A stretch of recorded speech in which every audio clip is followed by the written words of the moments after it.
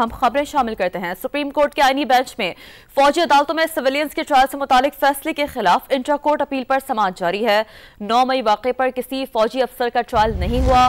वजारत दिफा के वकील ख्वाजा हारिस का एतराफ। जस्टिस हसन अजहर रिजवी ने रिमार्क्स दिए, 9 मई को लोग बगैर हथियारों के कोर कमांडर हाउस के अंदर कैसे पहुंच गए? ये तो सिक्योरिटी नाकामी है। वजारत दिफा के वकील ख्वाजा हारिस की जानिब से लियाकत हुसैन केस का हवाला, कहा फौज को काम से रोकने पर उकसाने का ट्रायल भी आर्मी एक्ट के तहत ही होगा। जस्टिस जमाल मुदखेल ने कहा, आर्मी एक्ट का दायरा आप जितना वसी कर रहे हैं उसमें तो कोई भी आ सकता है। इसी पर मजीद जानते हैं इस्लामाबाद से समा के नुमाइंदे सुहेल रशीद हमें ज्वाइन किया है। सुहेल, अब तक क्या समाअत हुई है?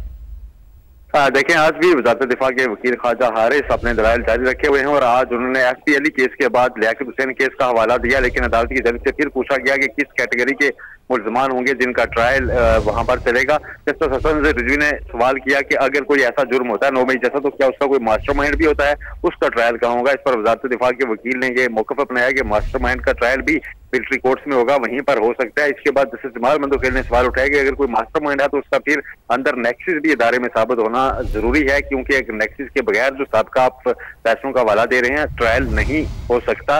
इस पर उनसे मुख्तलिफ सवाल पूछे गए अदालत की जानिब से। फिर यह कहा गया कि जितना आपने दायरा वसी कर दिया है आर्मी एक्ट का उसके तहत, तो इसमें कोई भी आ सकता है, इसमें कुछ ना कुछ तखसीस हमें जरूर करनी होगी। जस्टिस हसन रिजवी ने यह रिमार्क्स भी दिए कि 9 मई के रोज बगैर असले के लोग कोर कमांडर हाउस के अंदर तक पहुंच गए, ये तो सिक्योरिटी की भी नाकामी बनती है। जस्टिस मुसर्रत इलाही ने भी ये रिमार्क्स दिए हैं कि 9 मई को कई लोग तो ऐसे ही निकले हुए थे जिन्हें कुछ पता नहीं था कि वो क्या कर रहे हैं, तो फिर कैसे उनका ट्रायल वहां पर चलाया गया? इस पर ख्वाजा हारिस साहब अदालत के सामने मुल्जमान की तफसीर पेश कर रहे हैं कि किन किन मुल्जमान का वहां पर ट्रायल चलाया गया, जिनकी वहां पर मौजूदगी साबित हुई थी, कैमरों में उनकी रिकॉर्डिंग भी आई थी। ये सारी तफसील अदालत के सामने वो रख रहे हैं।